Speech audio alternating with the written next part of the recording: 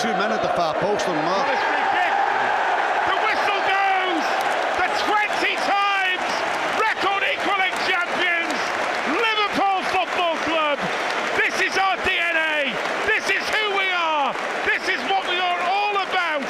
The Premier League champions. The story of the day. Mo Salah, record levels in the Premier League with Shearer and Andy Cole, of the most Premier League involvements in one season, gets us a share of the spoils. Palace, the FA Cup winners. There were two guard of honours before the game. It was incredible. Saar give Palace the lead. Liverpool then had some great chances. It looked like it was going to be one of those days before the main fella, Mohamed Salah, the Egyptian king, pounced at the cup to get Liverpool a point. The whistle goes on the season. The champions, Liverpool 1, Palace 1. So, at the moment, the stewards have formed what's like a guard of honour, because the players will initially go off the pitch before they will come back on for the presentation. Although, it's time to party now. Number 20. Yeah, I'm relieved that we didn't get beat.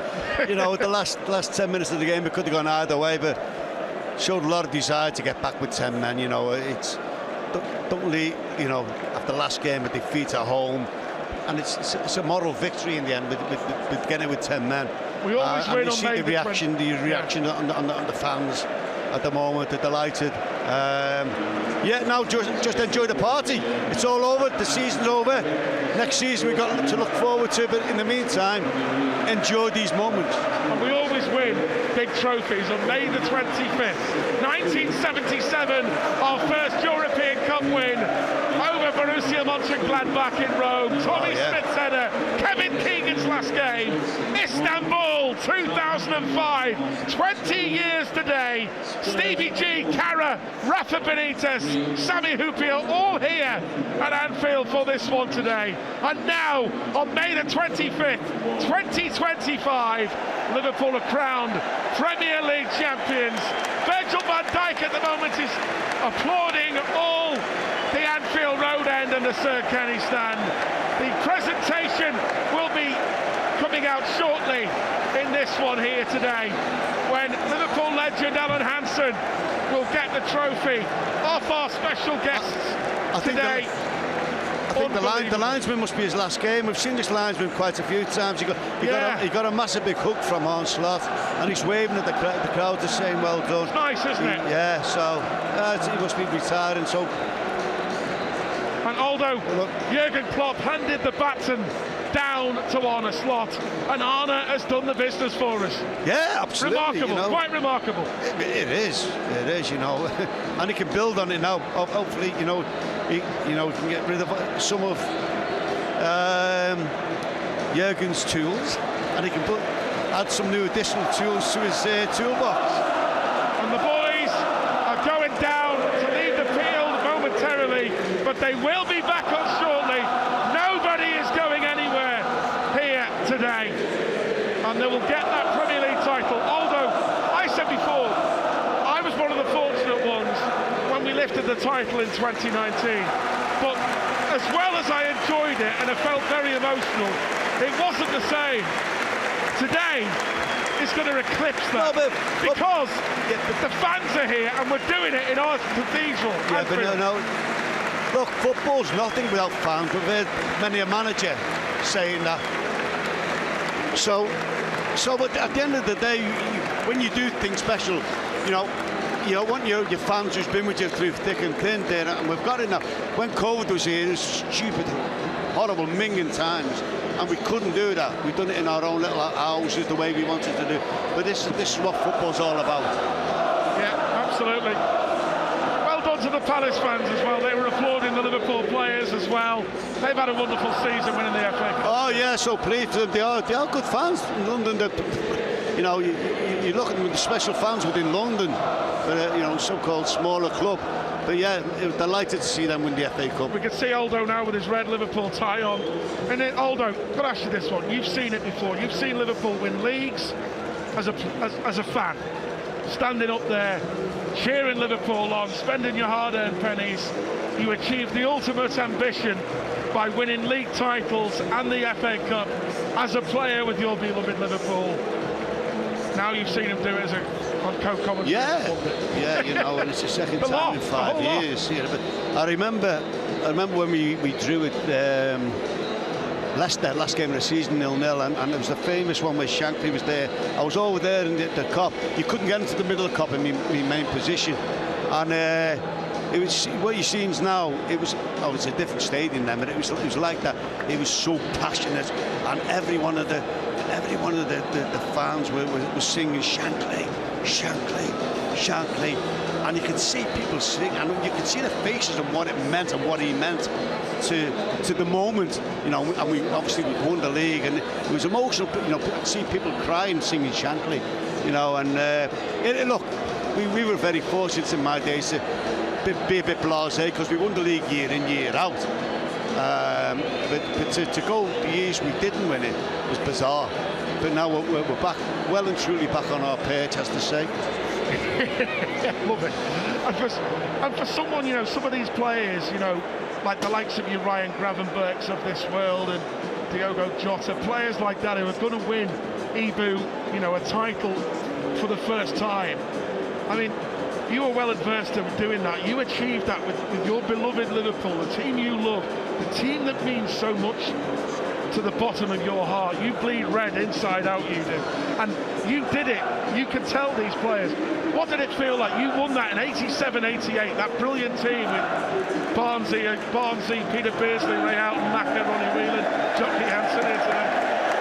Yeah, because that's what we were brought up to achieve. And when you play for Liverpool, you want to be part of the team that carries it on, and wins the league, the bread and butter, as Shank said, and we did that. So, you know, a lot of relief, but a lot of enjoyment along the way with the team we had, and to see it in the fans' faces when we lifted the old trophy up was immaculate.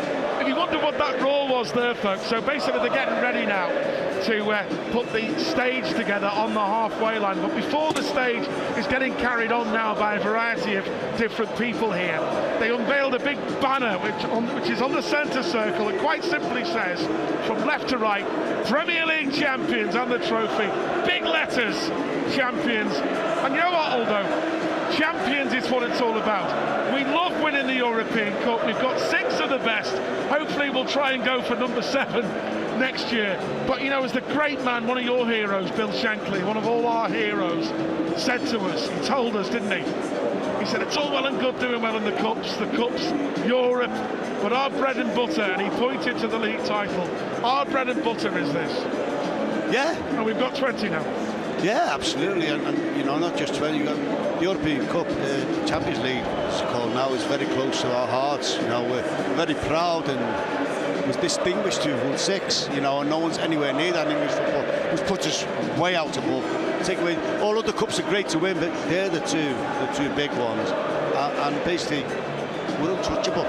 And you know, when it's young, bragging rights goes a lot, not just in this city, but in England. You want to be the best, and Shanky, you say you want to be the best, and you strive to be the best, and we are the best at this moment in time, and for some years to come, hopefully. And You To Me Are Everything, that song, of course, that was synonymous with Jurgen's departure last year, that wonderful video that Phil Reed put together at the end, and the fans were singing along there and stuff. But it's time for a party very shortly. The stage is getting set on there as well, and it's absolutely wonderful, you know, what we're going to do here, because the trophy is going to be brought out initially by our community representatives, Mark and Joe McVeigh from the Owen McVeigh Foundation. And many years ago now, they lost their little son to leukemia. And the work that Mark and Joe do, with the LFC Foundation, you know, well through the football. Yeah, you know, a lot of people involved in it, and the art school. Now the first award is going to take place on the pitch now. Aldo has done this as a Liverpool player. The Egyptian king Mo Salah has been given the golden boot now. Mo Salah is on there. His daughters have got out there with him to collect. And Aldo's former strike partner at Liverpool, Rushy, is going to give him the award. Brilliant, isn't it? Yeah, it's very special. You know, it's when you're playing as a striker for Liverpool or any club matter, you want that boot. I always wanted that boot in a red shirt, and I managed to do it in that 88 season, 87, 88 season. I was so proud to lift it up because I did it not just for myself, but mainly for the fans. The fans first of all, and my teammates and the club.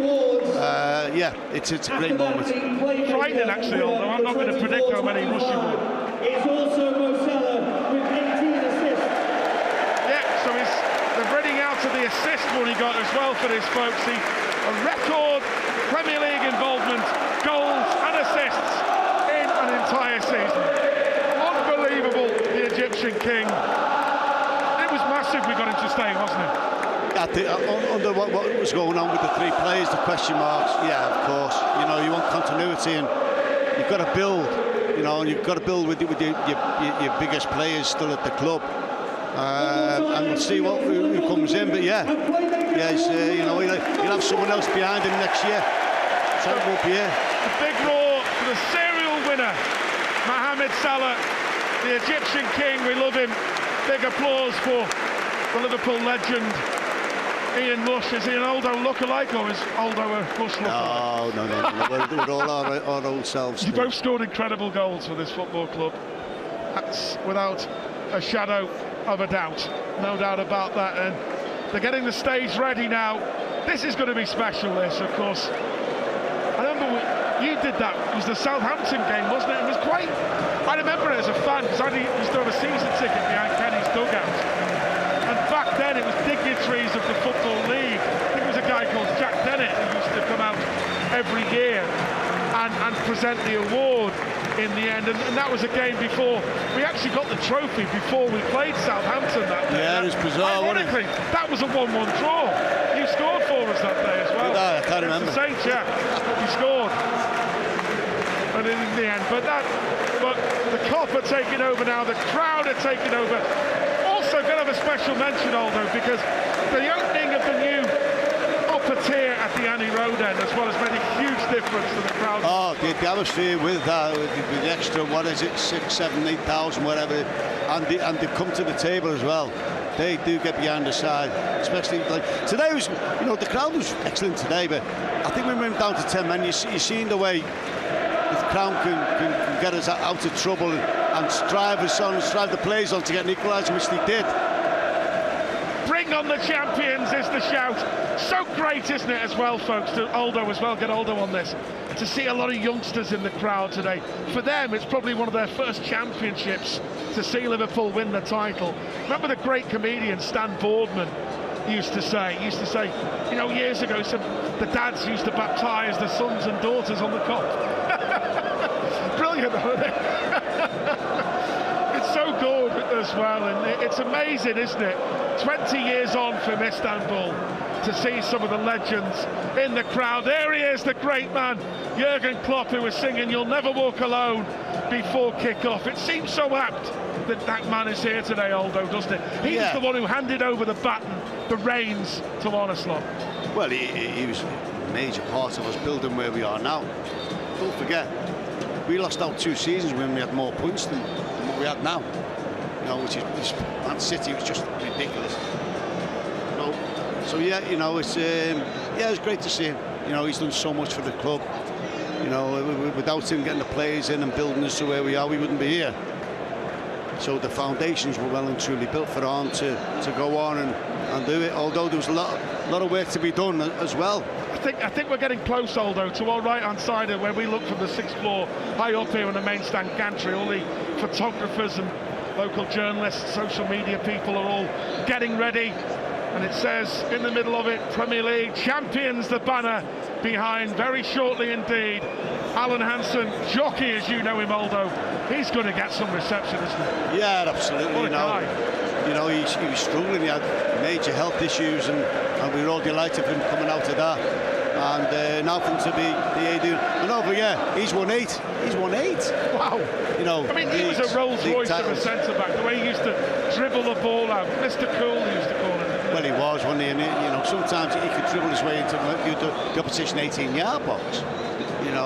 He didn't seem to break a sweat, but his positional sense was amazing. But he read the game so well. And I played against him on about several occasions for Oxford and for the Republic of Ireland. And he did score a couple of goals. And he just seen things. When I'm looking for the ball to go in behind, he just seen it before, just dropped off. He's seen where the ball was going to go, and he read the game like a book.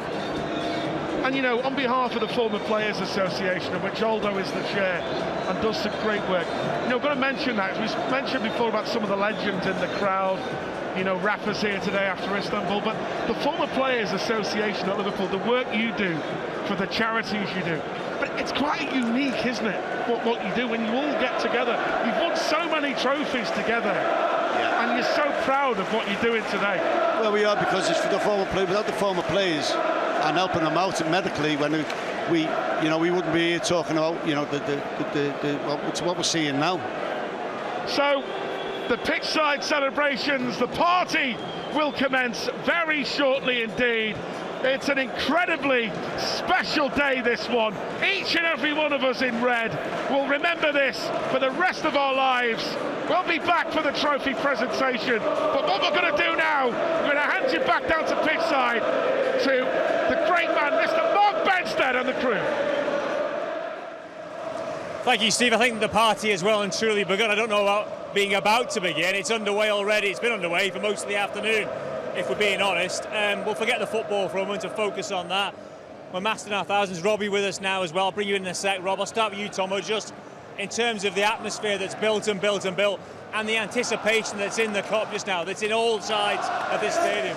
The excitement of it is just incredible, because as we've seen all afternoon, we went 1-0 down, but it's not changed the volume of the support, and I think they're all just desperate now. They want, and I know they did it last night, and they had to have a rerun of putting all this stuff out, and now the realisation that Virgil van Dijk is going to get his hands on the Premier League title is just absolutely sensational. And it's a special moment in our lifetimes. The big trophy is only a few minutes away, but some of the awards have already been handed out. We saw Mohamed Salah on the pitch getting the Golden Boot Award and the Player of the Year Award as well for the Premier League. Robbie, as a goal scorer yourself, can you put into words his contribution this season, the numbers he's delivered? Well, I mean, it's hard to put into words, isn't it? Because he just delivers year in, year out. Since he come to the club, you can't argue with his stats, you can't argue with what he's delivered. His goals, his assists, his performances have been incredible. I think he's probably not been at his ultimate best the last few weeks, and understandable, because obviously the motivation's probably not there as what it was. They've won the league, but Mo still wants to score a goal. You see the celebration, you see the players' celebration in terms of what they want him to do, and he's been incredible for Liverpool. And obviously this season, he's been the focal point, hasn't he, for everything that we've done this year. Because he's delivered the numbers so consistently, I think sometimes people underestimate how difficult it is to do it. You've been in that position. You've been the man who's had the responsibility of doing that, to score as many goals as he has done at this level, in this league, with a level of opposition. Can you give us an idea of just how tricky that is to do? I mean, it's unbelievable. You've mentioned a word there, it's obviously consistency for him. Consistent year in, year out. He's scored, he's delivered, he's obviously been the assists. And you think when the seasons come and go, you think, well, maybe people will try and work Mo Salah out, but he haven't. And Mo Salah keeps delivering, so that gives you more of an inkling of what Mo Salah's about, as opposed to the opposition, because he wants to bet himself every single year. And he said himself, players now can play till the 39, 40, and he's got the body, the physique to get better and better every year. So we all want him to sign that new contract, obviously, because we know that he can play for years and years. And if he keeps delivering on the platform that he's doing now, why can't we be here next year talking about what he's achieved and what Liverpool have achieved again? Jay, it's not just the goals that Mo has brought to this team, it's also that desire, isn't it, this season, that determination to get the title. He said that was the thing. He came back off his holiday and says, I want the Premier League title. You need players to drive the group on. It's his leadership, and I think on and off the field, his leadership's incredible. He talks and he doesn't know what records are here or what records are there. He knows. Like Robbie will be able to tell you that as a striker, you know what records are there for you to take. He wants to be the main man. He wants to score the goals. He wants to get the assists. He's been absolutely phenomenal for me. I think he's an incredible player, an incredible team player. The work rate that he's brought to his game now, he's added that to his game, I believe. But the manager's kind of done to a system now to where he gets more license to not come back and defend, but be ready when we attack. And I think he's reaped the rewards of it, because look at the numbers that he's added to his list now. Yeah, Jason, this club is about players weaving their way into the folklore, and he's very much done that. Absolutely. I mean, I couldn't hear what the lads were saying because it's so loud in here, to be honest. It's the first time I have never heard Phil Thompson. I mean, in a dressing room, the loudest voice we can hear is Phil Thompson. Hello. Do you know what? Do you know what? I just felt sorry for Jason. I thought, hopefully he goes to Jason. But I'll tell you what, sorry to butt in, but Jason, hold your tongue for a minute. Well, I don't Plenty even get more to time answer. to come I'm not being... for you to have your say. We're going to hand back to Aldo and to Steve up in the gantry, because they are going to describe the thing we've all been waiting for. The boys are in the tunnel. The trophy is very soon going to be heading out and be lifted above Virgil van Dijk's head. Over to you, Steve. Thank you so much, Mark. Liverpool Football Club is all about silverware and the unique togetherness we all have together through triumph and tragedy. With the fans behind the team, Liverpool Football Club are a formidable force. And as the great man Bill Shankly said, this trophy, this is our bread and butter. This is the one that counts. This is the one that matters. Right, are you ready? At the moment, the Premier League trophy is being carried proudly from our community team by Mark and Joe McVeigh, two of the most beautiful people you will ever meet. Wonderful work what they do. The trophy will then be given to Alan Hansen, jockey, club legend. Alan Hansen, unbelievable. 8 league titles Alan Hansen won, 620 appearances. Jockey Hansen won for Liverpool. The trophy has been placed on the plinth by Mark and Joe McVeigh. Alan Hansen is just behind them, and the Liverpool players will be on here very soon indeed. Aldo, this is where it gets, isn't it? Incredibly emotional. Yeah, It's amazing. yeah. You've got tears in your eyes, haven't we? It's amazing. The McVeigh Foundation is well, we've been involved, the ex-players foundation, and what a job, and such a sad story, but it's a lovely thing for Liverpool to do and promote it as well. Football's all about the fans. We keep on saying that. So the team are about to enter the Anfield Stadium. Here they go, led by Arne Slot. Number 20. This is our DNA. This is what it's all about. Liverpool Football Club, 20-time champions. It's incredible. All of the boys are out below them. The last Liverpool player out will be the skipper, Virgil van Dijk. Who will get that trophy? Off Alan Hansen. Virgil van Dijk will become the 11th Liverpool captain to lift a league championship with Liverpool Football Club. There is the big man out at the back, I can see. Aldo, what must Virgil be thinking of there? You just want to say, give me the cup. On the slots first up, big roar. He's up there, getting a hug. Jockey Hansen waits patiently. Absolutely brilliant for Liverpool. Jurgen Klopp wildly applauding from the stands alongside Steven Gerrard. Brilliant. All the boys are going up, the young lads, the likes of Tyler Morton as well from the academy. Alisson has got his red champion shirt on. Big handshake with Alan Hansen. Alisson Becker. What a season he's had. What a season for Cody Gakpo too. The Dutchman who's behind him. And Ibu Konate.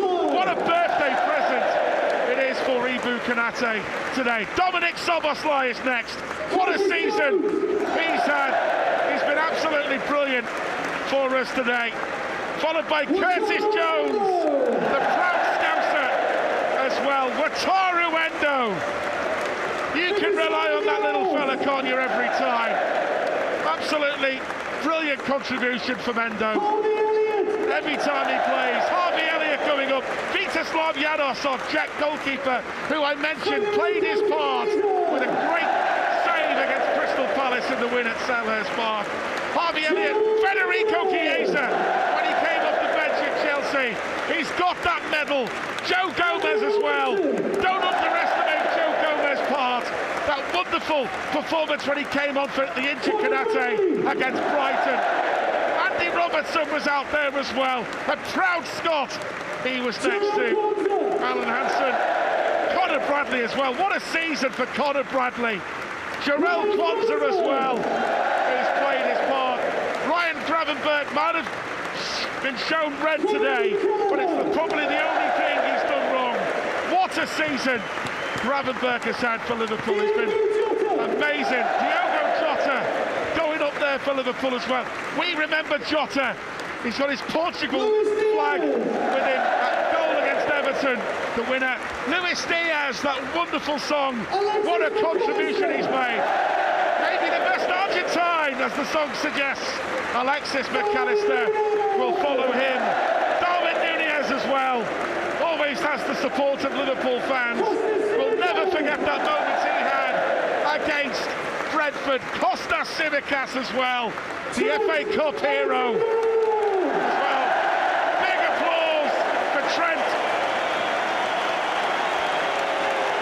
Alexander-Arnold as well, who pumps his chest as he gets the applause of the fans. That's nice to see in this one here. Listen to this, Mo Salah next up. The Egyptian king, the unbeatable man who keeps breaking record after record. And last but certainly not least, here we go folks, you know it, Virgil van Dijk. He follows in the footsteps of Jordan Henderson. He gives Alan Hansen a big hug. This is an incredibly emotional moment here at Anfield as the crowd are ready, the players with honour slot already on the podium. Alan Hansen gives the Premier League trophy to Virgil van Dijk. He makes his way to the players. Virgil van Dijk waits, here we go! Liverpool! Premier League champions yet again! Number 20! It's magnificent! It's what this club is all about! The foundations were built for Liverpool to achieve moments like this. Arne Slot has taken Liverpool to even greater heights. This time, the fans are here. This time, it's special. Let's soak this in, everybody. You'll never walk alone. This is absolutely magical. This is what it's all about. This is our football club. This is our stadium. This is what Liverpool Football Club means to everybody all over the world. I'd like to dedicate my commentary here today as the players take their turns to doing it. I'd like to dedicate it to the memory of the 97 who were always with us. Dan Kay, who was a wonderful man, applauding the local community. John Dawson as well, rest in peace. And we remember Liverpool legends as well, like Ron Yates, who we lost, who would be as proud a man as anybody, the Colossus. This is all about celebrations though. All of the players taking their time and taking their turn to lift the Premier League trophy. Aldo alongside me is almost in tears. We're all very emotional here on the gantry because this quite simply is special. A large amount of Crystal Palace fans, by the way, have stayed behind to applaud Liverpool, the Premier League champions. It's unbelievable, it really is. I'm sure there's some tears pitchside. I know how emotional the King of Kirby, Phil Thompson, Jason McAteer and Jay Spearing are going to be down there. This is great, isn't it? This is brilliant. This is so good.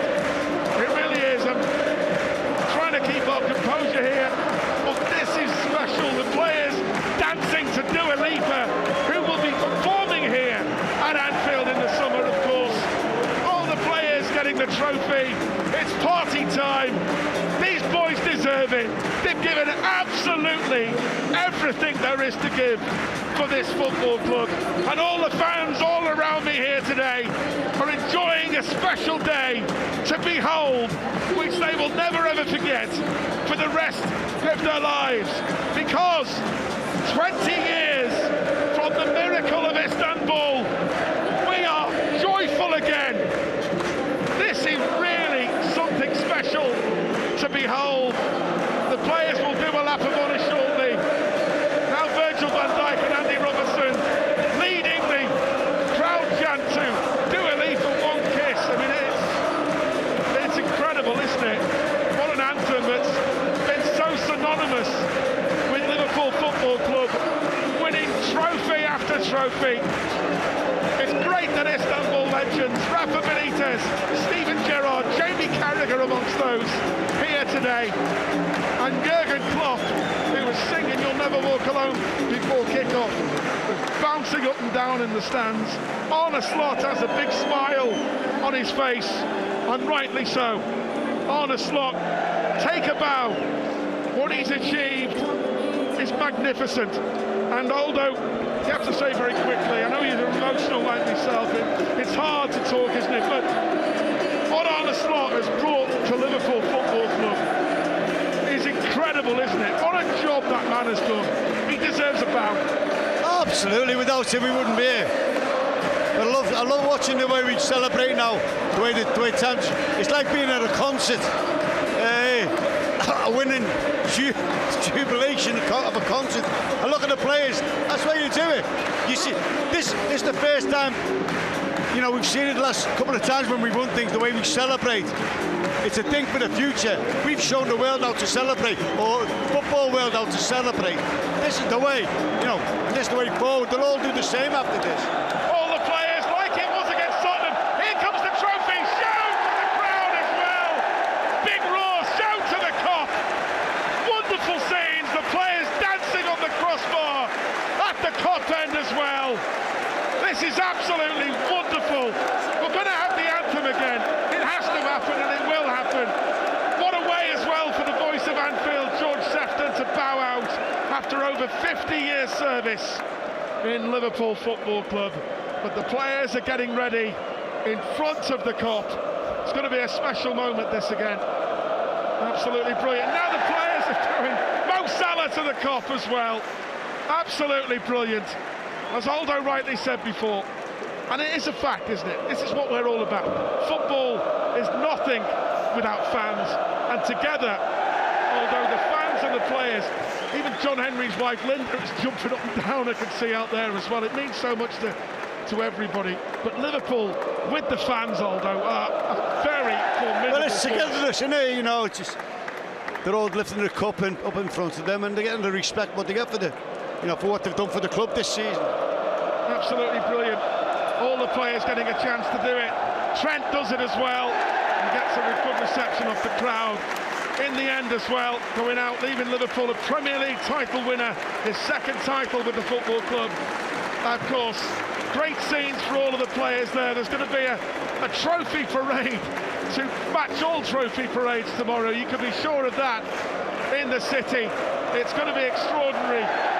Incredible though, Aldo, isn't it? 20 years on, the Istanbul spirit lives on very much here. Yeah, we certainly know how to do things at this club. We certainly know how to celebrate. Yeah, we do it the right way. All the players, Ibu Konate, what a birthday. He will treasure this one. Throwing the trophy to the Kop. The Liverpool players with beaming smiles of pride on their face. All of the boys are doing it. McAllister, Alexis McAllister, probably the best Argentine, as the fans suggest in that song with Messi and Maradona. Great Luis Diaz as well, with the Colombia flag under his shirt as well. Absolutely wonderful moments for each of these individual players to do this, and it's brilliant. Do you know what? One thing you can say, no one's left the stadium. There's no one walking out.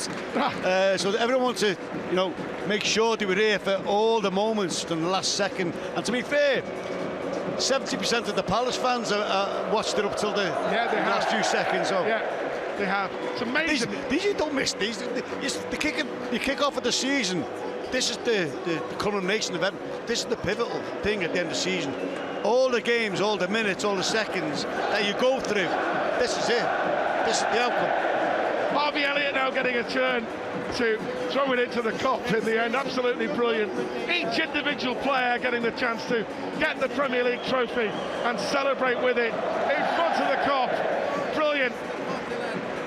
Cody Gakpo as well, what a season he's had. I mean, he followed on from the Euros, hasn't he, with the goals he's got. He's got better as he's gone on, Tremendous stuff. Darwin as well, Darwin Nunez, that vital contribution away at Brentford as well. Little Wataru Endo as well. Big cheer for the Japan international, although he's a player that never lets you down. Who's that? Endo. You love him, don't you? Well, you see how respected he is from the fans when he got the cheer when he come out. You know, he's never let us down. And a big he hasn't had a lot of game time. Big word for your Irish cat. Quiveen Kelleher has just Quiveen. Big cheer. Yeah, superb. When Alisson was injured, he's come in and made some big saves. Brilliant applause there. Federico Chiesa, a Premier League title winner. Don't forget about some of these. This is the last moments for the 4 or 5 of these, probably.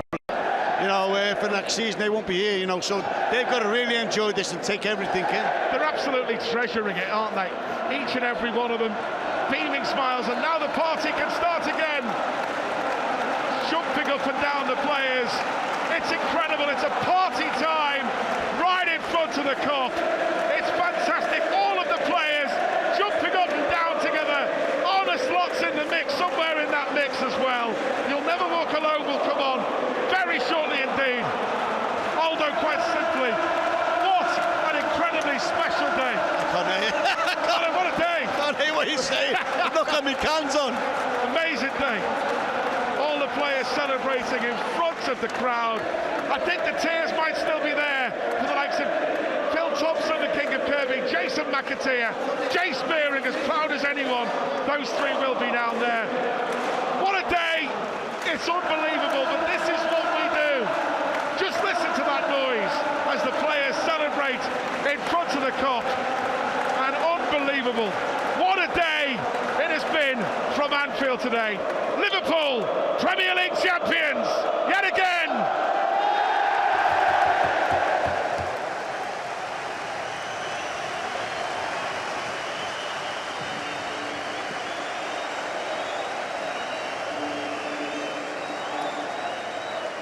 How good is that? The Liverpool manager in front of the Kop, lifting the Premier League trophy, and now the players can really start to enjoy this, and that man can enjoy this. Trent Alexander-Arnold would have been worried maybe about what kind of reception he would get today, but Robbie, the way Trent's been taken by the supporters today, sensational, exactly what we wanted. Yeah, look, I think there's a lot of disappointment last week when the news got announced, but today it's all been about celebrating Liverpool, the champions, and celebrating Trent for what he's done. We can't obviously say to people, do this, do that. People will have their own opinions of why they should do them or why they should celebrate them. But today is all about celebrating, and rightly he's getting the accolades that he deserves today. Fantastic contribution to this football club. Jason, just talking about the fact that Trent has got such a good reception today. He got that warmth, he got that embrace. Amazing to see Trent taken back into the hearts of the fans today. Tomo touched on it at the top of the show. It's not us. It's not us to abandon one of our own. He's come through the academy, what, 20 years? 20 years at the club. That's remarkable. And, you know, they give him the send-off he deserves. It's absolutely remarkable. It's just amazing. He's got the trophy now. The fans are brilliant. Yeah, they should be proud of themselves. They've shown a bit of class. Yeah, and that's what it's about. It's not just about Trent. It's about the whole club, all the players. And I think the crowd have just got it spot on tonight. We spoke about it pre-match, Jay. We spoke about the fact we missed out on this in 2020. We didn't get this moment. We didn't get these pictures in quite the same way. It really hits home on a day like this, doesn't it? Just exactly what we missed out and how special this is. Honestly, like it's really hard to put into words because it's an unbelievable scene. I've never seen a home support when they can see the goal sing louder and go wild when the opposition score a goal, and then to go and experience it being the Kop and at half time, it was like a carnival, and then to get that goal, but to see, like you say, touch on Trent, he's had the respect and the 20 years. He's a legend when it comes to the academy. You know, he's done things that he represents the academy in an incredible way. He represents the club in an incredible way. You know, and he deserves this send-off. Oh, what an unbelievable day for the team, for the club, for the manager, for the staff behind the scenes that no one sees. It's been unbelievable. Absolutely fabulous contribution and rightly recognised today. And these scenes, Tommy, you know, we're at what, maybe 20 feet away from the players now. Gather the trophies, again, 20 feet away from us. This is what you play football for, isn't it? As a player, you want moments like this. It's for moments like this. You know, you've got to understand, it's about, the late Sir John Smith said, Liverpool is about winning trophies. And we've delivered again today. Not just the team, but the fans. Just listen to this at the moment. It's just wonderful. Yeah, let's take a moment just to sink. Let this sink in as the players gather just around the edge of the 18-yard box. Cop ends. As You Never Walk Alone breaks out.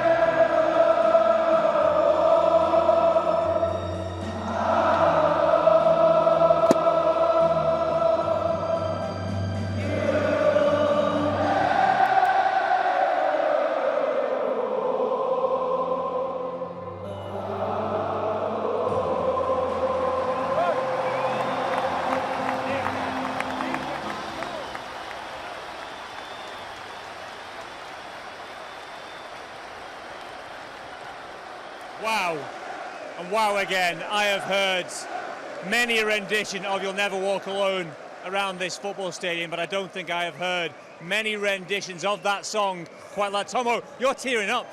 Honestly, I've heard it so many times, and it's been sang very emotional ways, Hillsborough, and this is a coming together. This has just been quite sensational.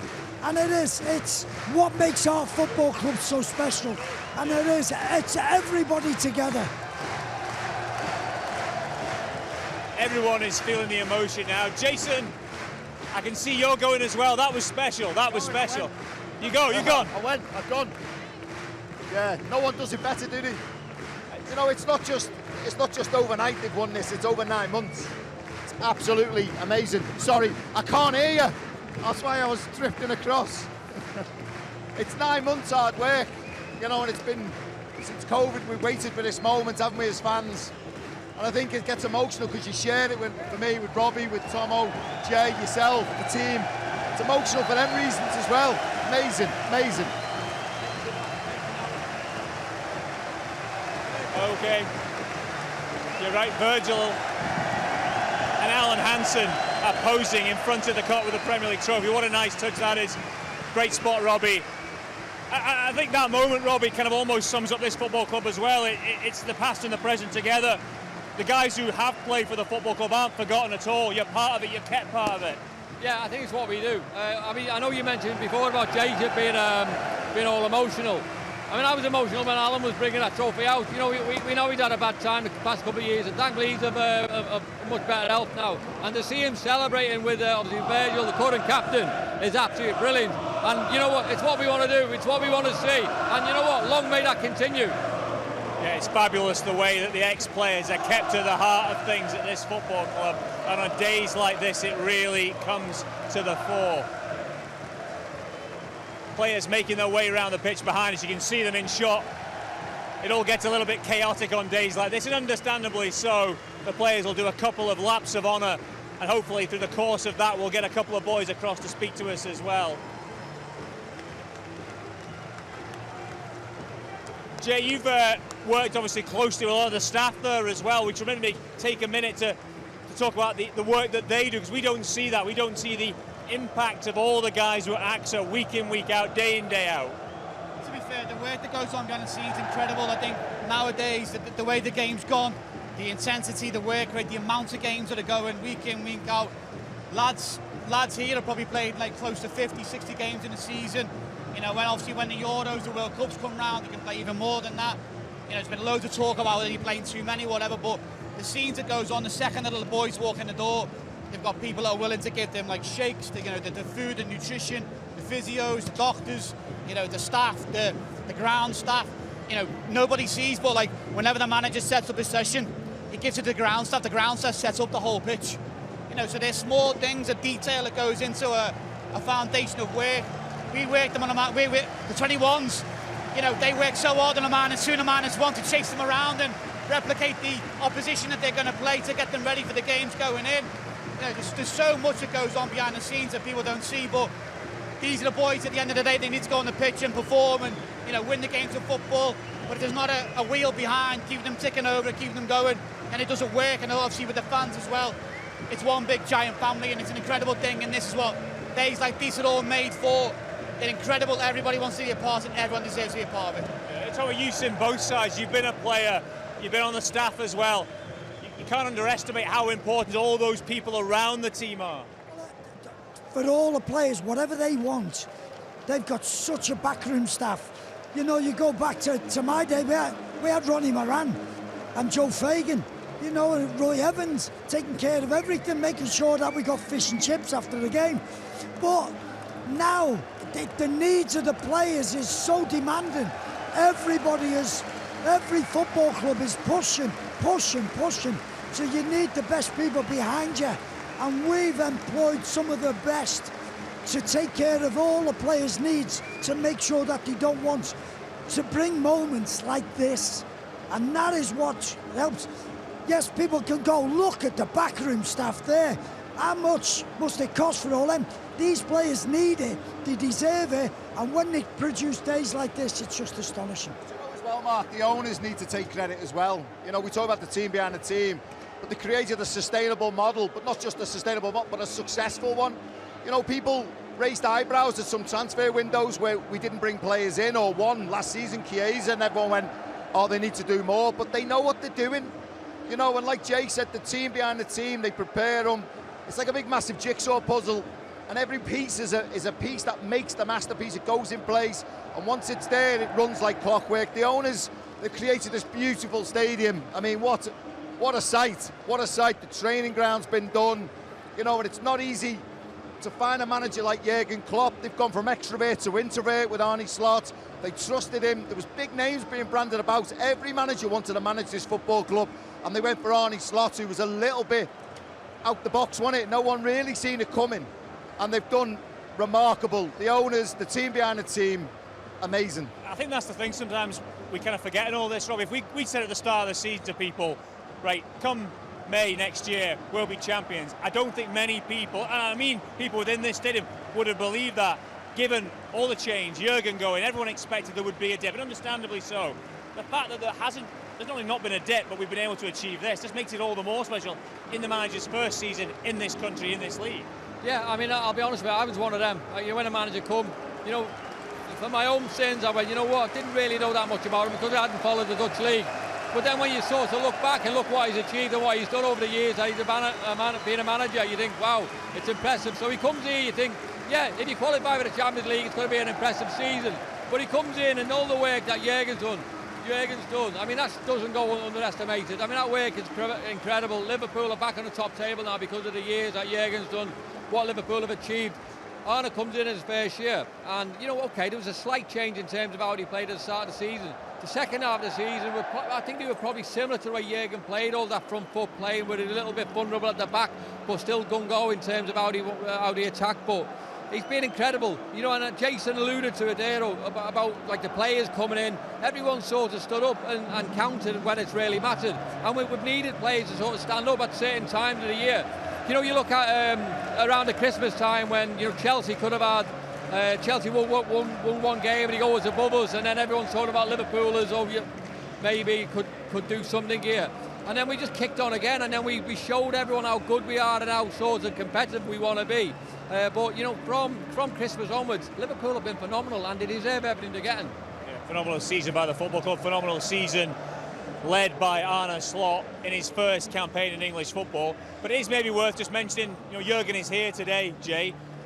He left the team in a good place. Now, Arne has then taken that on, the team here have taken that on, but he put the foundations in place where Liverpool were able to not just fall off a cliff when he left. It wasn't all on him, and that has happened to other football clubs. But you don't have to go too far down the M62 to see a club that everything fell apart when the main man moved on. So we have to be grateful for all that time, effort and diligence and work and passion that he put in. Yeah, 1,000%. He was an incredible manager for this football club. He changed many things at this club. But it also takes a hell of a lot for a manager to follow someone like him and to get the players to buy into the next phase. Like you say, there's many teams where a manager's been so influential and then left the club. The new one that's come in has just not been able to find that way or keep that going. You have to give Arne Slot a huge amount of credit to follow someone like Jurgen Klopp of how powerful, instrumental he was and what he did at this football club. For him to come in and to get the players to buy into every single thing that he's done from day one, on the training field, in the meeting room, from travel to, you know, the way he wants to play, it's completely different. That takes a hell of a lot as a manager to get every single player on side and to go and do it. It's like the recruitment to appoint Arne Slot, which was, I think Jason said, was left field. But they looked at him. Amarin was number one choice with everybody. Amarin was great. But as we've seen at Manchester United, he wasn't budging from 3-4-3. No, I'm not going to. And he's still doing it. And what's happened to Man United? So our recruitment, when they were looking at a new coach, they looked at Arne Slot, they looked at his background, they looked at his temperament, they looked at his coaching, and it fitted the bill. And I think going forward, I know you just asked Robbie, it was hard to hear. None of us could have dreamed of this sort of 9 months ago, not in your wildest dreams. To produce this is astonishing. Just to talk about as well, I mean, what Jurgen done was remarkable. What a roller coaster it was, the 7 years we had. And the club could have gone either way. You talk about Manchester United, we were on the brink of going that way. And he's come in and done brilliant, and they've likened him to Shankly. I think what you talk about with Arne Slot, with Shankly and the boot room, it was like a seamless transition of managers, wasn't it? Because they were here, they were part of the furniture, they were part of the DNA, and they just kept it going. The players created the success, the manager trusted it, and the process went on and on. What Slot's come, he's come in and gone from a different league, never managed in England, a whole new set of players. And you know, that's why I said at the top of the show, I think it's detrimental to talk about the achievements and underestimate how good it was. People are saying, oh, the league's not that good, the teams are not good. Honest to God, this is the most competitive league I think we've seen in years and years. Competitive right throughout the board. He's done a remarkable job. The club, brilliant. But Robbie, it says a lot about both the managers, Arne and Jurgen, that both are comfortable for Jurgen to be here, to be part of this today, because some managers can be sensitive, can be precious, but no, confident in his own skin, confident in what he's achieved, and the relationship still exists that Jurgen can also enjoy this today. Yeah, and I think that comes from last year when Jurgen stood on the same pitch, you know, a year ago today, probably, and like he welcomed Arne Slot straight away, don't get the fans to chant his name and sing really positive songs about Arne and what he could bring to the football club. So I think Jurgen sort of half knew what was happening. He sort of knew how good he was, whereas a lot of us didn't really know, if we're being honest, what he was going to be like. But Jürgen's probably done a little bit of homework. He knows himself that someone, he was sort of leaving his shoes, and obviously Arnold was going to come in and fit straight into him. But you just mentioned it yourself, Mark. He comes in and he's fitted straight into obviously what Jürgen's left. And the fact is that they're so comfortable with each other, that speaks volumes for both managers. Jürgen's so comfortable and confident talking about managers now, the new manager. And obviously Arne Slot, because managers can't get pressure, you're spot on. But he's spot on because Jürgen's got Liverpool back on the top table, and Arne's keeping them there. And I think as a team and as a club, we've always done it. You look at all the great managers, great players in the past. We've always sort of brought others into the fold that have been here previous and achieved everything. Because you know what, as a club, we should be doing that. And every manager comes in knows the history and tradition of this football club and what it's all about. Jay, I'll bring you back in. You mentioned it earlier about the way the players have embraced what the manager's done and the way the manager's got the players on board with what he wants to do.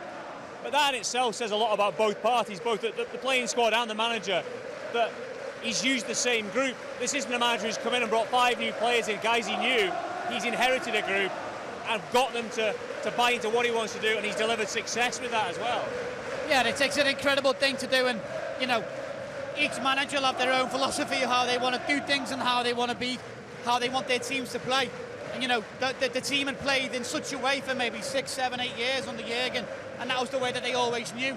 So for him to come in and implement how he wanted to do things, we talked about it before on air, that slow the game down, be more controlled in the game, counter-attacking times. But listen, it's an incredible job what he's done. The fans absolutely love him. He's brought success, and that's what comes with the pressure being manager of Liverpool Football Club. Tomo, you were a multiple champion during your time at this football club. We've now got a couple of multiple champions in that squad, more than a couple actually. You might get a job next year. How fitting is it that some of those boys who've been so good, so consistently, have got 2 league titles to show for their efforts? Do you know what? It's wonderful and it's great, but it's now you've got to be thinking about next season, because that's what we did. No matter how many times we won it, it's you get nothing for last season to move on.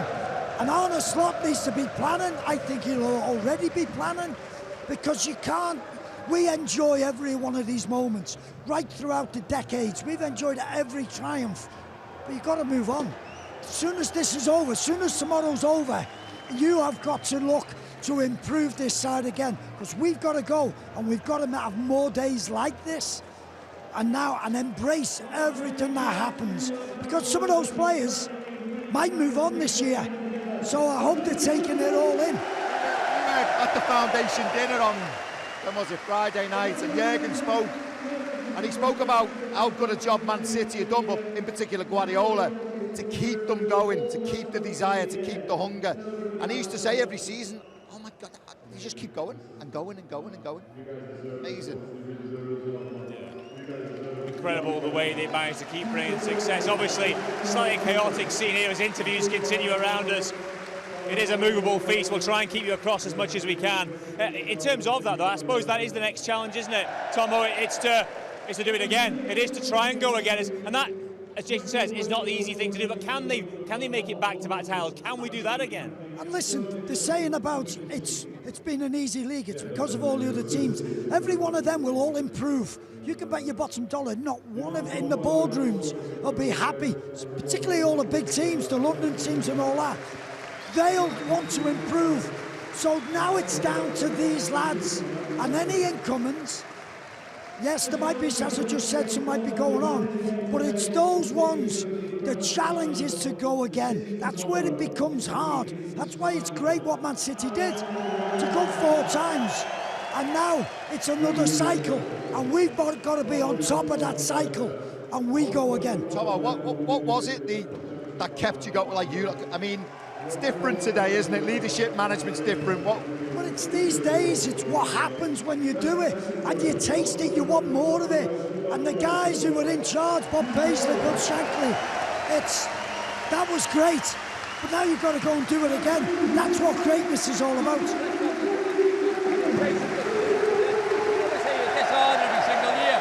As a player though, to win it again, there's a motivation from that. You just won it, want to do it that little bit more. Is that the motivation? It is, without a doubt. It's everybody knows and everyone's a bit. We were Liverpool Football Club. we were even better than these lads. And we had to respond again and go, because every team in the league wanted to beat us. So to go again and go again, to do it even throughout Europe, Rob. European teams, we played Madrid in '81. We were the biggest scalp for them. We were so much superior than Real Madrid. Go back to the question, Tomo. So, is it easier or harder? I think it's harder. I think it's harder because with every coming season, everybody wants to beat you. Everybody wants to beat Liverpool. Liverpool are coming to town, and sometimes, as with this team, you weren't at your best, but you found a way, and that's where greatness comes. These will have it next year now. This is not just Liverpool. This is the league champions, and as we've seen the last couple of weeks, everybody wants to beat you. But if you're a player,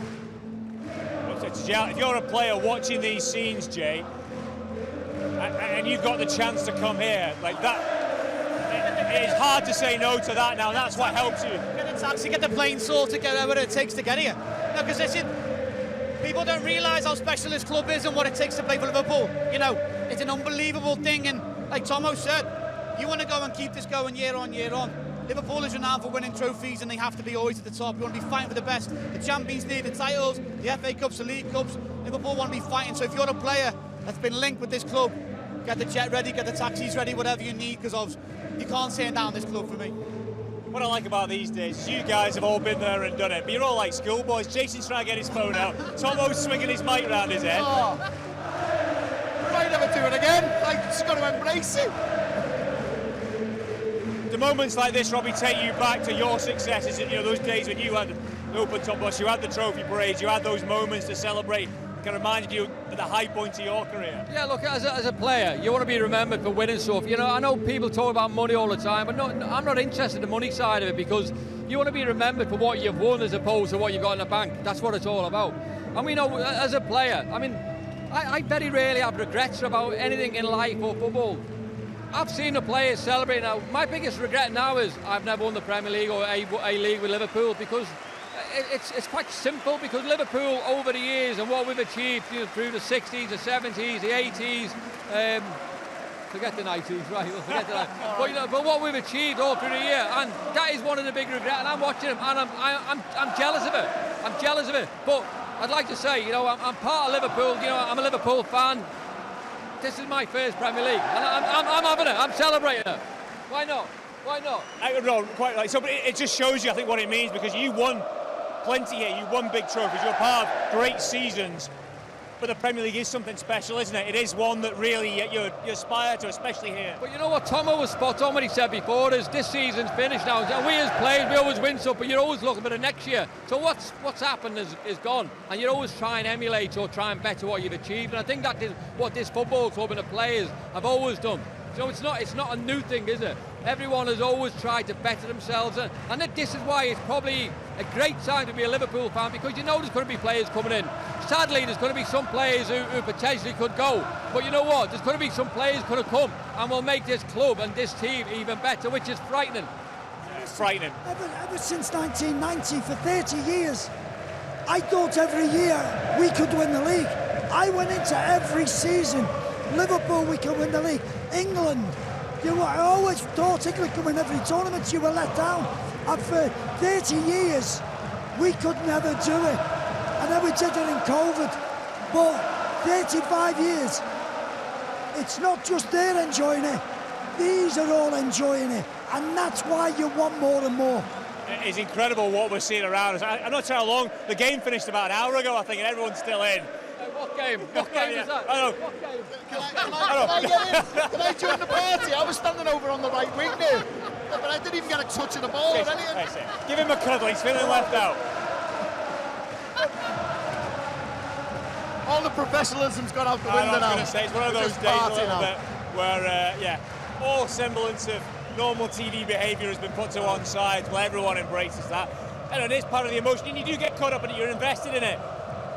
We're all part of this fabric of this football club in different ways. You get invested in it, you want the success, and when it comes, you want to embrace it. And from a player's point of view, Jason, quite right that they're all enjoying it to the max with their families. You see the kids running around.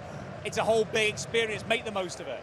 The lads have touched on it. I think you learn a lot about your players, yourself. As a person, I think in adversity you do, like you've got to roll your sleeves up, you've got to dig deep sometimes and go again, and sometimes you don't get over the line, you just got to get up again, keep getting knocked down, you keep getting up. But I think you learn a lot about in success as well, and these moments, I like the fact we won the title early. The players went away, they bonded, you know, they've spent some time together, and these moments are the ones, it's different from when Tomo won it. You know, I'm sure, I mean, we talked about how the Premier League was brought on. The trophy was left on a table in the middle of the pitch, just on a table. I mean, the celebrations now are remarkable, but it's them feelings and emotions, I think, that bring you back as a sportsman. They're the ones that make you go, I want to do that again. This is amazing. And to share them with your kids and your family in this environment, who doesn't want to do it again? Speaking of the emotion of the occasion, we talked at the very top of this about the response that Trent got today. And he's been overtaken by the emotion. See some of the pictures of him coming across to us, of him in tears at this. I think this will be a moment where really maybe hits home to him a little bit about what he's leaving, although he's moving on to an amazing new chapter in his life and he's been part of so much success. Like you see him now, Tomo, he's walking away from this, and this is the moment where he's sort of accepting that. This is what I've always said. He will never, don't care wherever he goes, he will never witness the scenes like he's witnessing now. I don't care if it's Real Madrid, Barcelona, Bayern Munich, wherever. It's not like this. This is such a bond between fans and players. You can't get that anywhere else. And he'll miss it. I can bet your life. There was pictures of Stevie Gerrard, Jordan Henderson. Since they've left, they'll be going, my God, did I want that? And you want it again and again. I'm not saying he's unhappy with his move now. Do you think when he's obviously seen the celebrations and he's obviously feeling the love from everyone, all the players, do you reckon he's feeling a touch regretful at this particular time? Isn't he right now? I think the difficulty for him... It's real now. I think the difficulty for him, yeah, it's real, yeah, is it's like Robbie and Jay and myself and Tomo, like, we're all born in the area. I mean, these two even more so, do you know what I mean? So, deep down, he's a massive Liverpool fan himself, isn't he? It's like he's not been brought up in a different culture. He's been brought up in this culture, what this is, you know, and what it means. He's been so close to it. I mean, he must be hurting right now. He must be hurting. But that's not taken away. I think he's doing the wrong thing. That's up to him. But this, I mean, what a send-off, though. I mean, flipping heck. It is something special. You know, Robbie, your situation was different, but obviously you left and then came back, so you kind of seen both sides of it. You've had the chance to be away from this club and then return. If you are local especially, it does have that kind of unique draw, tie, emotion, whatever you want to call it. Yeah, I'll be honest with you, I mean, whether you're local or not, you know, in a silly sort of way, I'm glad I left Liverpool. Now, obviously, bear with me because I'll tell you the reason why. It's because I've been at Liverpool from when I was 10 years old, go through academy team, B team, A team, reserve team, first team, and I never knew nothing else.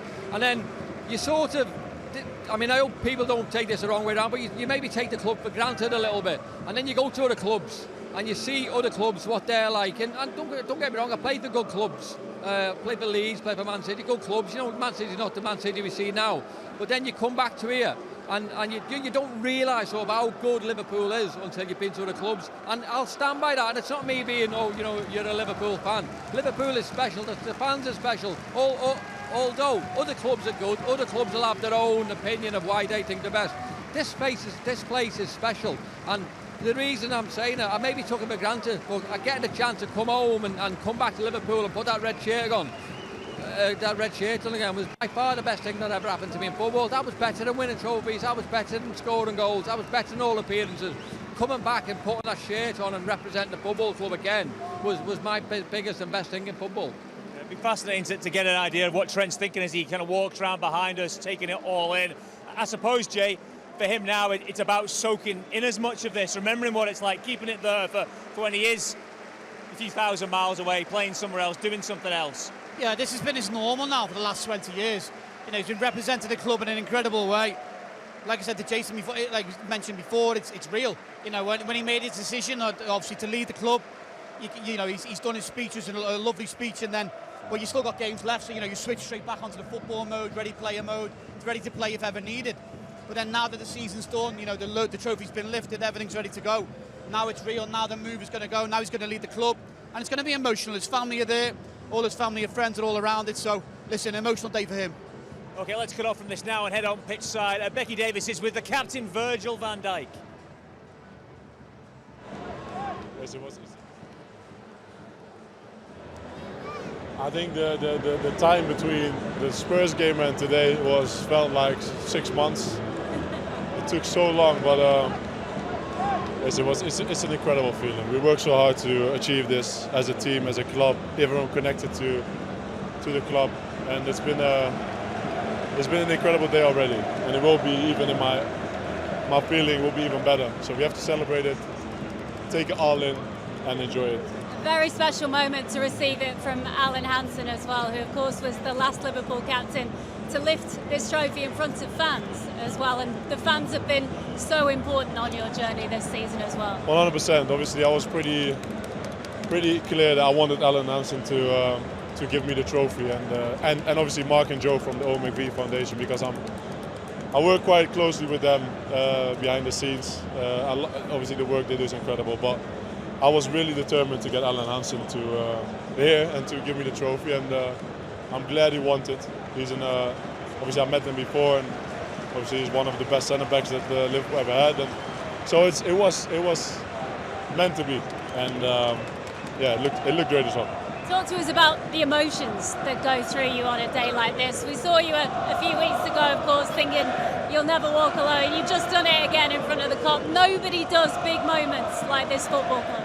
Listen, I don't think we have to speak about others, but listen, I love this club, and you see what we can produce if we work our socks off, if we get success. This place, in my opinion, is the best place to be, and you see it. So let's, like I said, let's enjoy it. Let's give it all in the next couple of days. I hope to see so many people at the parade. We're gonna celebrate it tonight because we have to. You can't take these things for granted. And we definitely won't, but you never know. You go and enjoy it with your family. Thank you so much. Brilliant to hear from the skipper there, one of the stars of this season. You'll notice we've had a switch around to our formation while we were listening to the captain. Jason still remains, but Abigail and Paul have stepped in. We're giving the boys a break for a minute, because today is just about, not just about the players, it's about the supporters just as much as it is them. Abigail, what has this been like? You've got a ringside seat for the celebrations. Can you process it yet for us? Can you kind of take it all in? Because it's kind of hard to know what it's going to be like until you're in it, and now we're in it. Unbelievable. I wasn't really expecting it throughout the game, that the emotions had hit me that hard. The moment that those fireworks went off and Virgil lifted that trophy, it was an unexplainable emotion, just hugging me dad and just getting to experience that together. Especially during COVID, we never got to celebrate any of this together except on the couch watching the telly, and we finally got to be in the ground and see it. And just standing here pitch side, all I was doing was hugging Paul, because I was like, is this real life? And watching Van Dijk in front of me with the trophy, and absolutely unbelievable, and you'll never walk alone was just amazing. Yeah, we were saying that down pitch. There's been many a rendition of that song in this stadium, but that's probably the best, or one of the best. It was incredible, spine-tingling stuff, outpouring of emotion, and positive, great emotion, so special. Yeah, 100%. Everything about this is magical. So it's funny because I was here in 1990, I was 7, and had no concept of what this all meant and what it really meant to Liverpool, and certainly no one had any idea how important that one was going to be.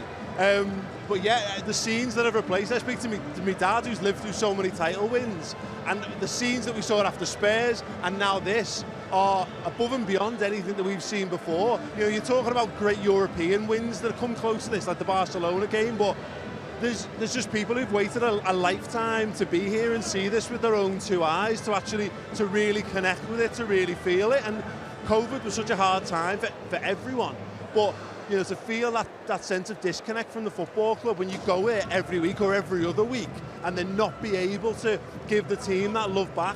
It was a great moment at the time for the players to be able to celebrate it, but this for me is all about the fans. It's quite powerful, wasn't it?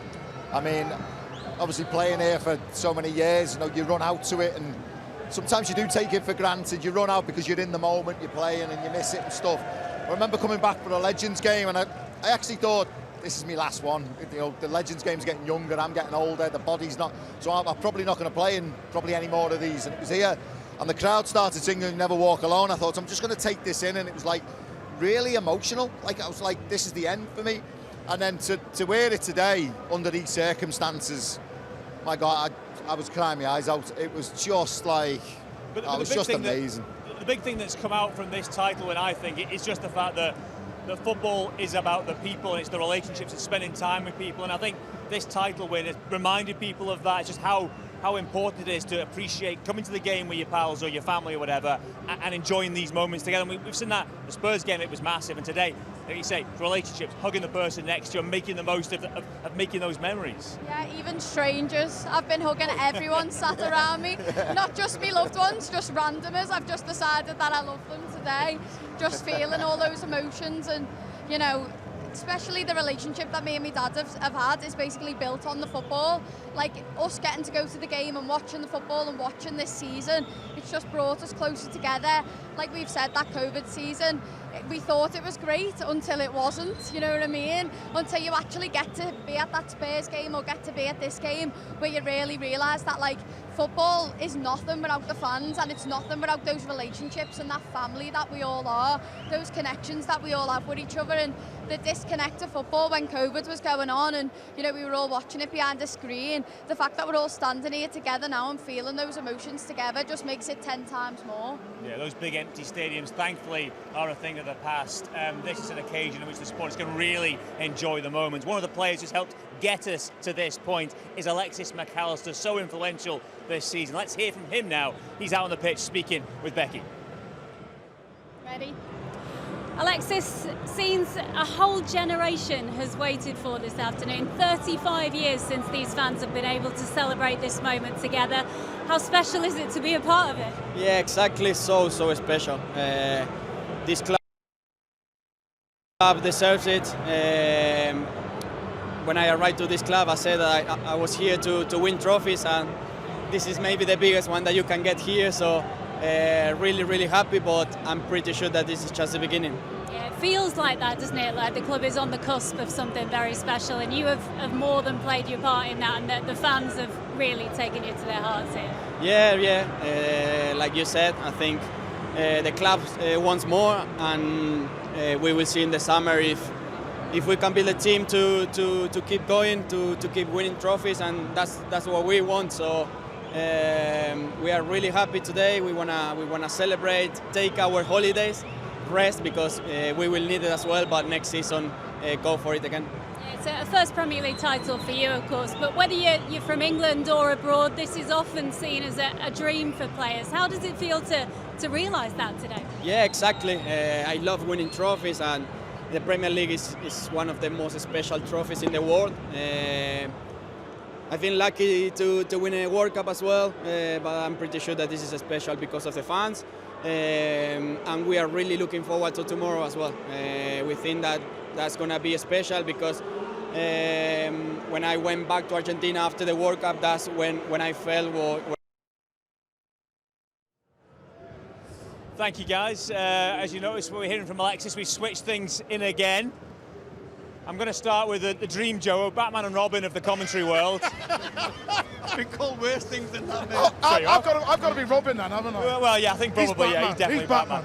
Look, the dynamic Joe, look, guys, what has that been like to commentate, to describe? You put so much time and effort into calling games for so many seasons, and not having a day like this. Steve, have you had to get your head around it yet? It was unbelievable. I mean, you know, I was one of the fortunate ones to be here when we did it last time, but you went away with it. Although we were absolutely buzzing beyond belief, football's nothing without fans. Me and Holdo and Gaz says it all the time. It's nothing without fans. You see this here.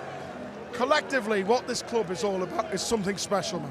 Yeah, although from your point of view, we see you put your heart on your sleeve every single day. You've had to take a bit on social media over the years. You've been giving it out as well, to be fair. We're waiting for a day like this. I've had it back today, I've been on it already.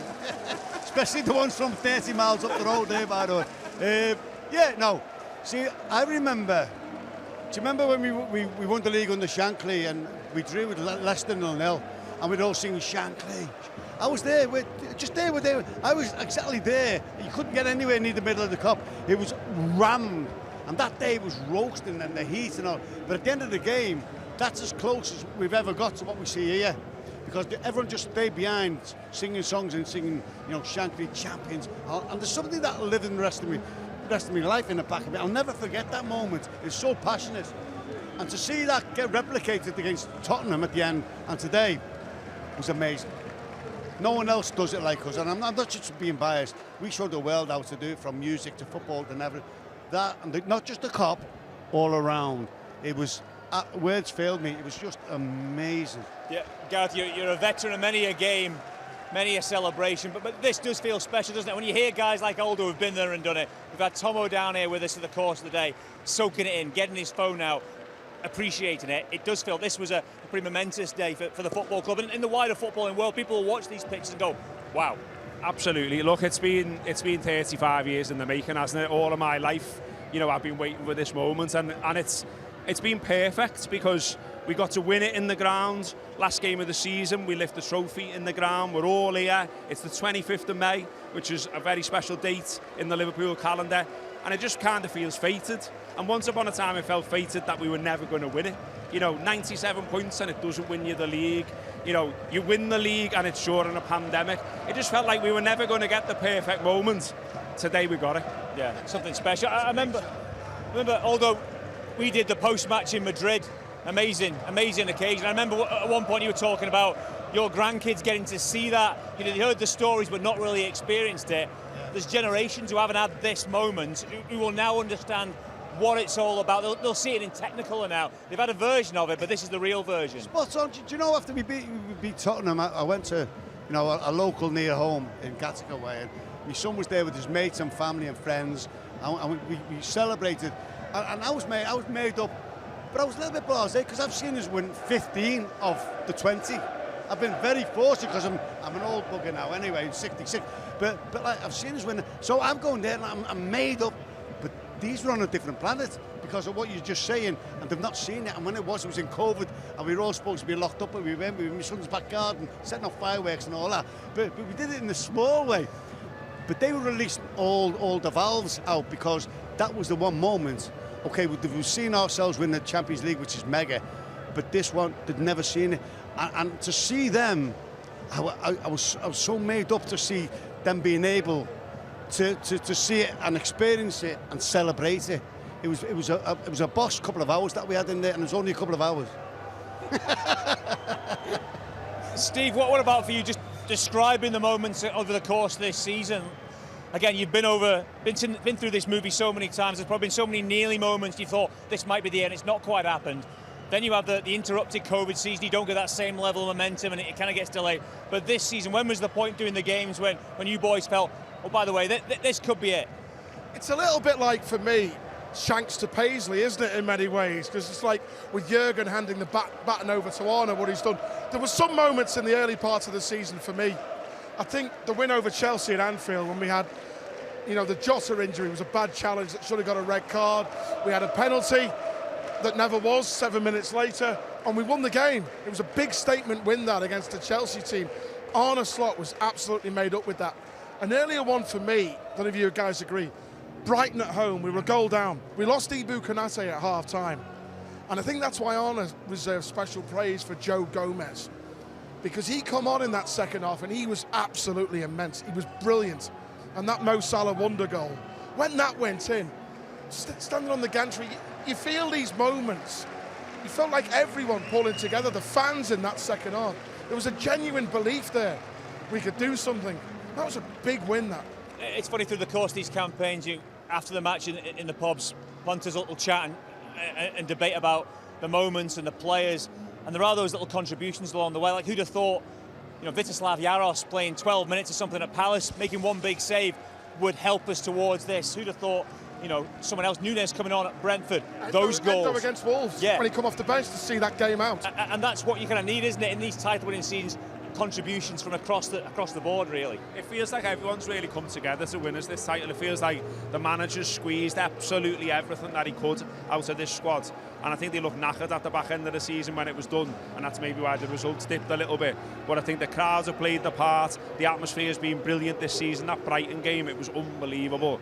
And there's, as we've all said here, there's loads of players that have just played a little part, but a big part, if you know what I mean.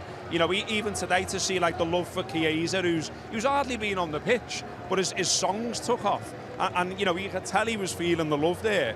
That's what Liverpool's about. It's one big community, one big family. It's felt like that today. It's felt like that the back end of the season. And also what's so exciting now is, it just feels like it's the start. You know, we're being linked to all kinds of players. We'll see how that unfolds. But it feels like we're going to strengthen from a great position as league champions. And we're not going to stop. This is the start. It's not the end. Well, that's the thing. Although we're at a point now where we are in a strong position. You are the ones to be caught, the top dogs around the country, around the world. Sorry, players who might be weighing up where to go next will see this and think, "Oh, fancy a bit of that." And the other teams in the division got a hell of a lot of work to do in this transfer window. It feels like a lot of clubs will have to do a lot in this summer to get themselves up to speed. So it feels like there is an opportunity for Liverpool to kick on and try and do it again. I think, but we've got to do the same as them. We're there to be hit now, and it's always harder to retain it. We know that, but as you say, people watch this and watch the way we played, and they'll think, "Oh, I love that." Hey, they'd all watch what's happened here. They'd love to be a part of it. And the way the lads celebrate and the togetherness you could see. So we've sold ourselves today and this season to many great players out there. It's them going out and getting them, you know. And we can't do no more than show what we have here to come here and get involved. And I'm the manager and the team. And I hope we look. As long as the owners are willing to go out there, which it seems like they are, and go and give Arnold the money to go and get the players that he wants to fit into his system more so than these lads, because don't forget, he's done this, won his league with another man's tools. Only Chiesa's come in. He's used another man's tools, so he's got to go and get his own tools now to enhance us and make us better, because teams have actually seen the way we play now, and they can try and make it not easier, but we'll know we make it harder for them now, like Palace did there to a certain degree, you know. So we've got to counteract it again, then give another question to ask, if that makes sense. Well, on the subject of players who the manager has used so well, Ryan Gravenberch probably the best example of that. We can hear from him now. He's out on the pitch at this moment speaking with Becky. Ryan, this is the culmination of what has been the most incredible season, truly wonderful scenes right now, and you're just standing here soaking it all in. What's your thoughts on today and the campaign as a whole? Sorry? What's your thoughts on today and just how incredible it's been? It's really amazing. If you saw the fans, it's really it's really nice to have this moment, and I'm proud that I'm here and then can be in this moment. It's a season that you've made very good strides individually as well. Personally, how satisfied do you feel with your own campaign? To be honest, I'm really happy with it. I think nobody thought before the season that I was capable of doing this, and I'm happy that I could show myself to everyone again. I have to ask you about Virgil as well, as a fellow Dutchman, getting that moment to lift the trophy as skipper. He has led you all impeccably by example throughout the season, hasn't he? Of course. It's not only this season. I think he's now for the past 7 seasons on this high level, and today he writes history, so I'm really happy for him. And a word for the boss as well, because looking back a year ago, maybe even the most passionate of Liverpool fans might not have thought that Arne Slot could have led you to this quite so quickly as well. He has been a wonderful addition. Yeah, of course. I think nobody thought we were doing this, so I'm really happy that he is here and that he prepared us well for the whole season, and he played a really big part in it, and I'm really happy that he's the coach. Does that make it even more satisfying that maybe nobody really thought that you would be here right now soaking this in, and yet here you are, Premier League champion? Yeah, I think so. I think before the season nobody thought of it, but we thought we could do it, and there it is. Here we are. And you'll be showing that off tomorrow. Thank you for that, Ryan. Thank you, Becky. Well, as you can see, it's been all changed again around here. A very important man has joined us, Arne Slot. Well, congratulations again on the success. Can you put into words for us what today has meant for you? It's not going to be easy to put it into words, but it's been so special, as it was 4 weeks ago when we won the league over here. It's always special to win something. It's so special to win something at a club with this history. And you could feel today that, as we felt 4 weeks ago, that the fans haven't been there for 35 years when we lifted the trophy, when we won the league. And this is simply what you can feel during the game, but especially in the last half hour when we were one man down. Yeah, the fans were there for us, and the players again showed great character. You've had so many special moments through the course of the season, and especially so around clinching the title. But today, what did you expect, and what did it deliver for you when you were stood there? You're watching this unfold around you. You've got the medals around your neck. You've got the trophy in front of you. You see the boys enjoy it so much. I think this is why you work so hard throughout the whole year, or maybe the players, but also for me, so many years you put so much effort in to experience moments like this. If you are lucky, you experience a few, but if you don't, then only having one is already very special, especially at a club like this, where it means so much for the fans. How pleased are you for the players to get this moment finally? Some haven't had it before, some have had it, been close on other occasions and not quite got over the line, but for them to be able to enjoy this with supporters now, because winning it in 2020 and COVID was great, but this is a whole different level. Yeah, of course. If you win something, you want to feel it, that you've won something. And in COVID time, that was really hard to feel that you won it. And in some moments in the last few weeks, I felt like, oh yeah, I have to tell myself that we won the Premier League. But on days like this, when you look around, those are moments when you truly feel that you won it. And that's what makes it so much more special if you can feel it instead of only lifting it without the fans. Phil won 7 league titles during his playing days here.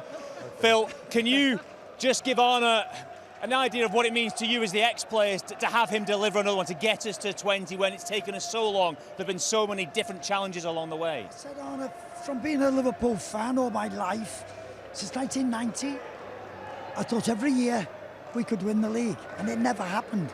30 years went by and we win it, and you can't win it with fans.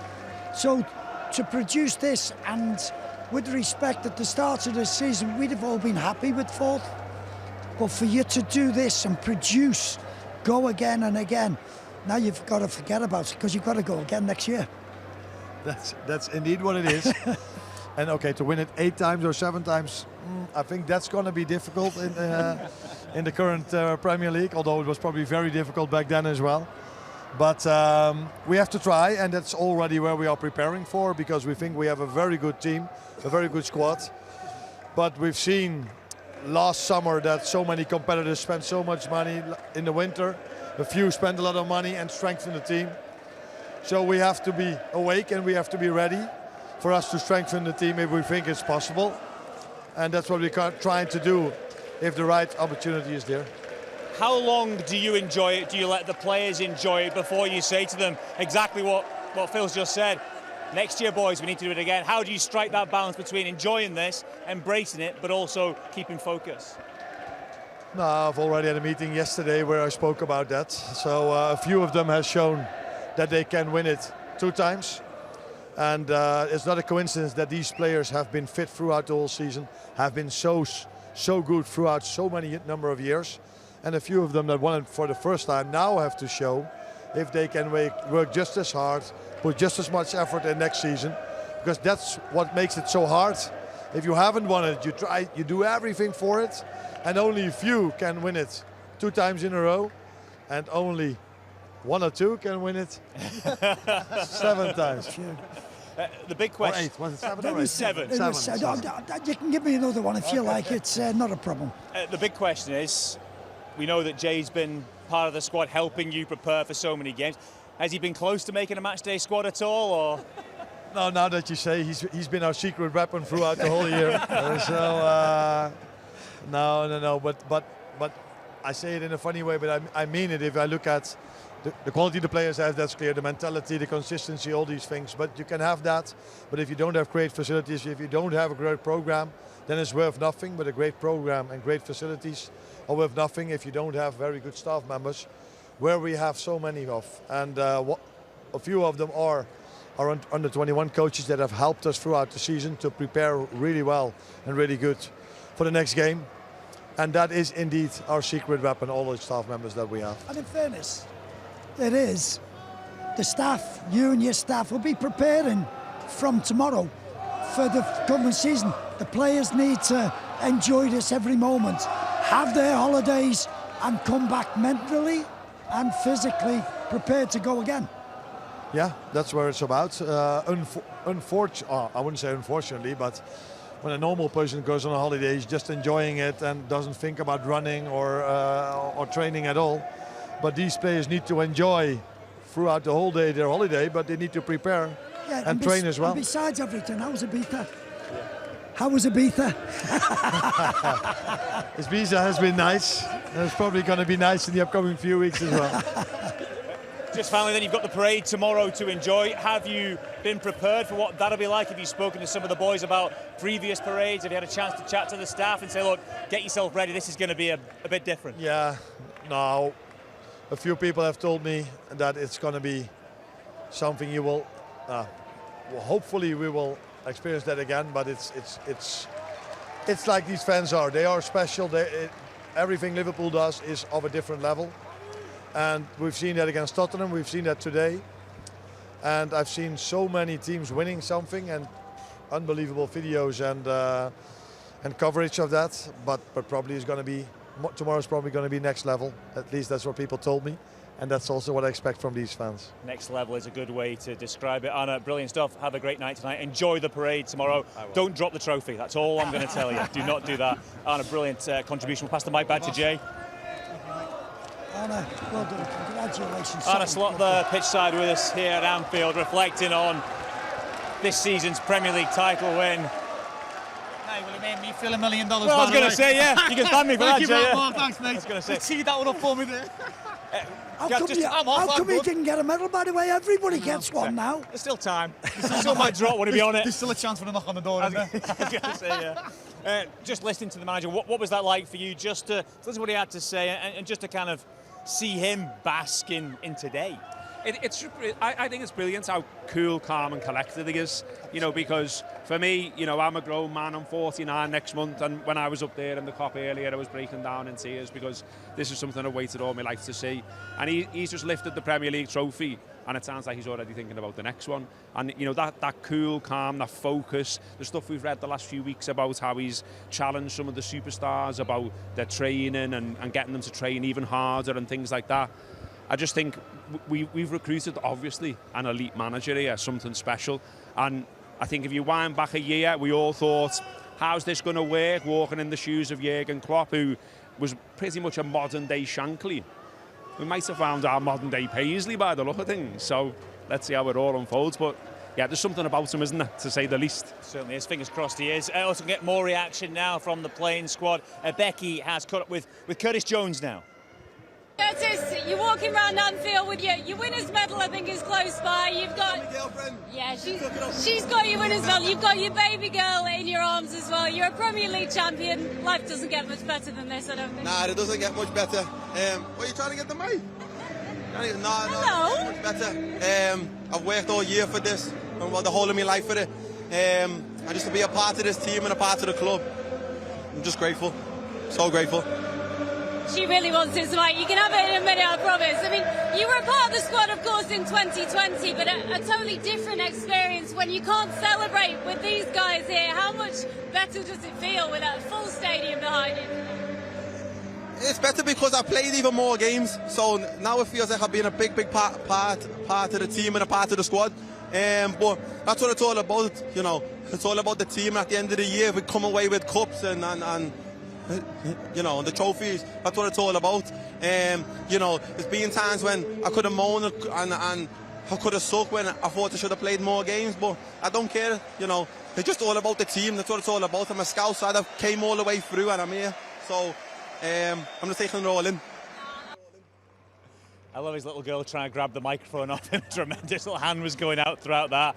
It's non-stop here today. We are back and forth hither and everywhere, trying to get as much reaction, give you a flavour as much of what has been going on as possible. It's hard to do it justice, really, because everywhere around the pitch there's different things happening, different people celebrating, enjoying the moment, different faces popping up, but we're trying to get across what we can. Take a moment, let's compose ourselves. And just try and He looked at you, some of your followers. Have I not been behaving or something? I've not been enjoying it. Jason, we haven't spoken to you for a while, but you haven't had a chance to wander the off. trophies in front of the cup. Did you get it? No. You've had a chance to wander around them and speak to people, watch a bit more of what's going on. What do you sort of take away from what has been going, but also what's still going on? Again, I've lost track of how long the match finished to go, but it's still going on. There's still stacks of people in the stands. There's still hundreds of people on the pitch. How would you sum up what you kind of witnessed? Do you know what I did notice? None of the players were actually walking around with the phones. I think there was a bit of a culture, wasn't it, where everyone was just filming each other, filming whatever they were supposed to be filming. It was like the players were all taking it in. It was like everybody was just absorbing the energy and just the feel-good factor and just sharing moments. And you could see, do you know what was nice as well? You could see certain players, like I looked at Virgil at one point, he kind of detached himself, was sitting on the floor with his little girl, and he was just watching, just taking it all in.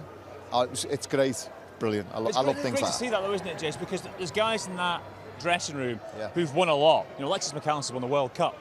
Mohamed Salah's won every personal accolade pretty much nearly. He could have done, but for guys like that, of that calibre, to still be in awe of days like this, I think it's great to see if you're a supporter, because it shows how much it means to them and how inspired they'll be to, as we've been talking about in the last 10 minutes, to go and try and do it again. It's your reward, isn't it, for that effort that you put in. And I said it at the top of the show. It's you're not giving it for an overnight performance. You're giving it over 9 months performing. And I think as players, you're on your own personal journey through that. You just heard Curtis. He summed it up when he went, I played more minutes and I feel part of it. Because sometimes when you are on the bench or sometimes, or you are coming on and off, sometimes you can feel detached. And then you've got injuries on top of that and you don't feel like you can help the team because you're in the treatment room and in the gym and you're not there and you don't feel part of it. So, you do go on your own personal journey on times like this, but when you're all together as a team and the staff are with you and all the fans, that's when you really, you feel the moment, don't you? And it's all worth it. It's just all worth it. I think when you're seeing a lot of the players and the celebrations, I think they are all good people. And I think some clubs, and they've suffered because having bad eggs in their squads, in their clubs, and they can't move forward because they've got these people in there. We don't seem to have that. Yeah, Curtis there speaking so well, so emotionally about being a part of this squad, not just the team. And that is what you grasp about all this, your Mo Salahs, your Virgil van Dijks, the proper good human beings, besides being great footballers, and they play for Liverpool Football Club, they're good people, and that's what you need in a dressing room to succeed. You don't want divisive people, otherwise you're not going to get anywhere. Your Paul Pogbas of this world and your Aubameyangs at Arsenal, you're not going to get anywhere. We don't have them, and not having them makes us better, and I think that is so special. And just to think about the fans today, not one fan came on the pitch. Out of all the celebrations, not one fan entered the pitch. That is a testimony to the fans. I think you have to look at the testament to the squad as well. The fact that the meals that they go on, every single player goes to a meal. You know what I mean? So that shows you've got no bad eggs, you've got no people that don't want to be around the group.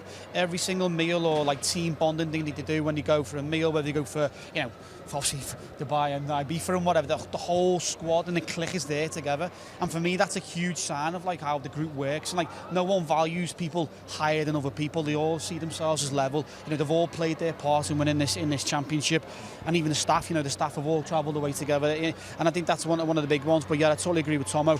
The fans have been a class act today. They've all loved it. They've all been a huge part of it, and it's been a real good celebration. Do you know what I loved as well? Me and Tomo, Jay was talking, and we just had Billy Hogan when he come over. He was close to tears.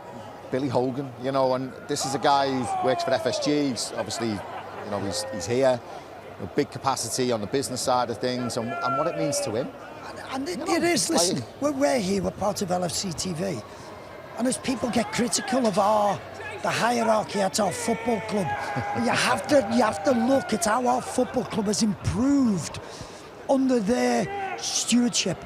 It's been quite incredible. Yes, we would all like them to spend more money, but they don't do it beyond our means, and they bring the right people in, whether it's players or whether it's coaching staff, and people move on. They know the club has to move on, and they've made tough decisions. And maybe they haven't spent it, but they've spent it wisely when it's needed to be done. So them sharing in the emotions, some people might go, what are they doing on it? They've every right to do it, because you look at that new stand, you look at the Annie Road stand, this stadium is wonderful, and we didn't have to move. Yeah, incredible stuff. I don't know if I can just say. Hold what you're going to say for just a second, Jason. Look, come on. A couple of people have just chanted your name from the comments. Be happy with that. Be happy with that. Let's go get a final bit of reaction from the squad just now. A few moments ago, Becky caught up with Harvey Elliott. I imagine this is a moment you've been looking forward to for many, many weeks now. How special does it feel to be a part of these scenes? Yeah, I mean, can't really put it into words, to be honest. It's just an unbelievable experience, you know, just looking around the whole stadium, celebrations, you know, the enjoyment, you know, even outside the stadium as well. I'm looking forward to seeing, you know, all the scenes out there. You know, the first time it was COVID, so we couldn't really celebrate properly, but now, you know, we're able to celebrate with the fans, we're able to experience all of this, and you know, it's gonna be a long night, but you know, it's just incredible. It's unbelievable. I was going to say you did it in 2020, but it must feel so much sweeter this time around. And for you as well, you were so young back then. You're still young now, but you know, so much has happened in your career since then. Do you savour it in a different way this time around? Yeah, I think this one, you know, I played more of a part in winning the league. The season that we won it last time, you know, I was still a young kid. I think I only made 4 appearances or something like that, so now it definitely feels like, you know, I've been in and around it a lot. Since coming back from my injury, I've been in every squad, so, you know, just being part of it, just doing, you know, the travelling, the away games, all the stuff outside of playing, you know, it feels a lot more, you know, greater this time, and, you know, I'm just trying to enjoy every experience of it, because you never know what's going to happen.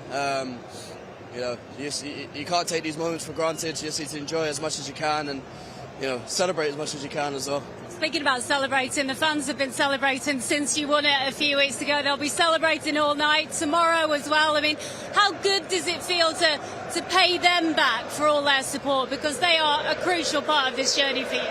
I mean, it's incredible. You know, the fans, you can hear them now. They've been with us the whole journey, the whole way. You know, even when times were tough, they stuck by us.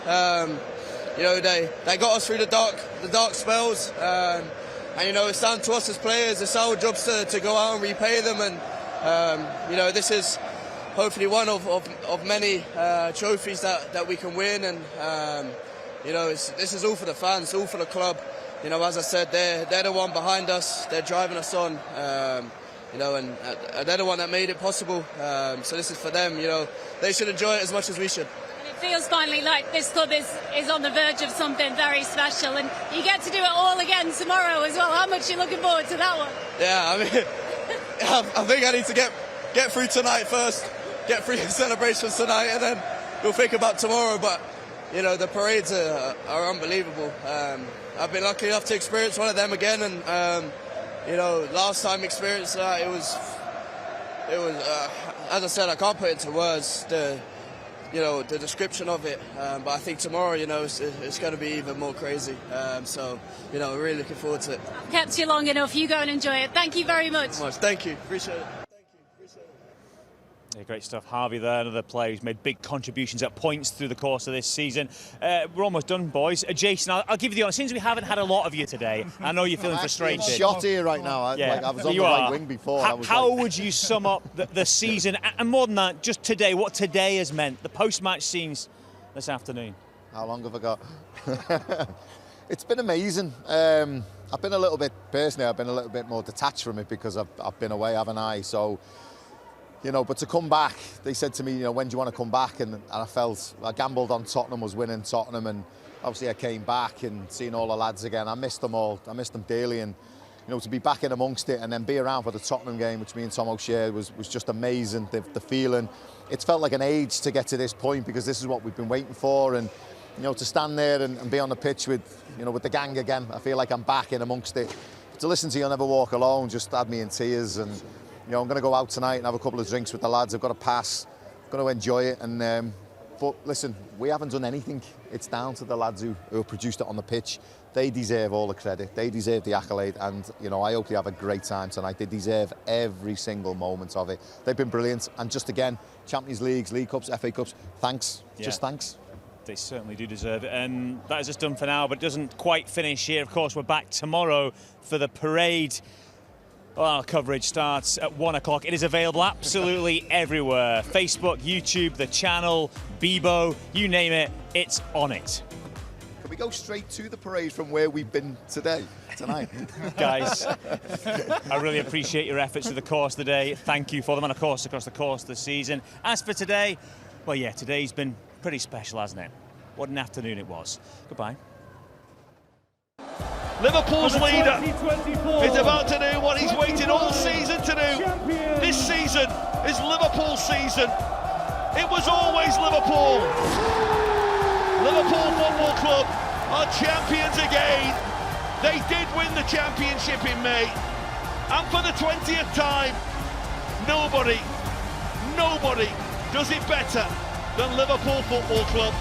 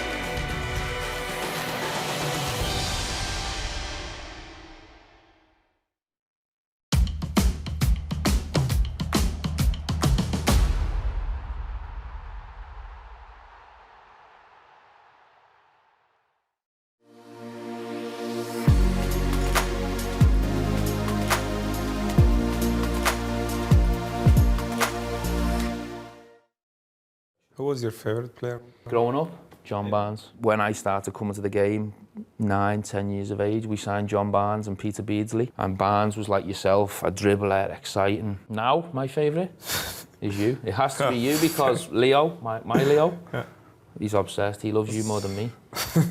You're the only human he loves more than me. I'm second.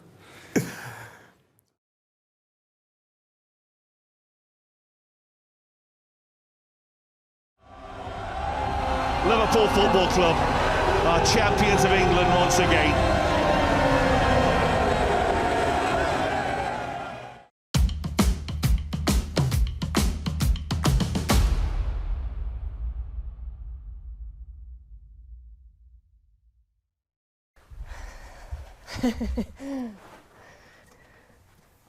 Oh yeah. Where's the pick and mix and the popcorn there? Nikki's idea was going to put Shrek 2 up. Oh, that would have been classic. I love Shrek 2. Yeah. To be honest, it's lovely and comfortable here. Yeah, and final things, one big platter, please. It's so special to me to be able to have the liver bird on my chest, and absolutely love this club. So it's a special place, and everyone goes on about the LFC family, but it just is. It's a special club. The fans, the people, everyone in the club who works here, it's an absolute dream. So yeah, I'm just delighted to have been part of that journey. Donna Daniels with the cross. And it's Niamh Fahey! Oh, it's a cracking strike! You always thought I wanted to be a striker.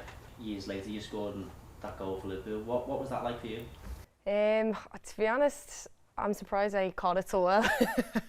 But I think it was probably one of the best goals I've ever scored. I haven't scored many, but that one in a Liverpool shirt, scoring against Everton, that was pretty sweet now, I must say.